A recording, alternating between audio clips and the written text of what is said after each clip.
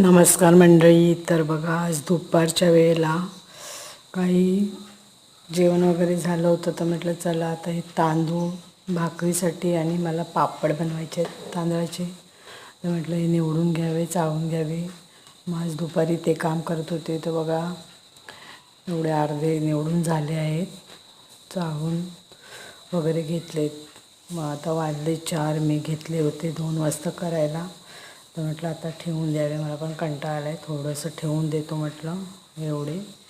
आणि बघा, घरात असं पसारा पडला आहे, 4:30 वाजून गेले आहेत आणि मला किचनमध्ये पण भांडी वगैरे तशीच घासायचे. मग ते तांदूळ मी तसेच ठेवून दिले, अर्धे निवडायचे, चाळायचे. आणि मग काय केलं, पहिलं आवरून घेतलं बघा, सगळं झाडून बिडून घेतलं, किचन पण सगळं साफ करून घेतलं.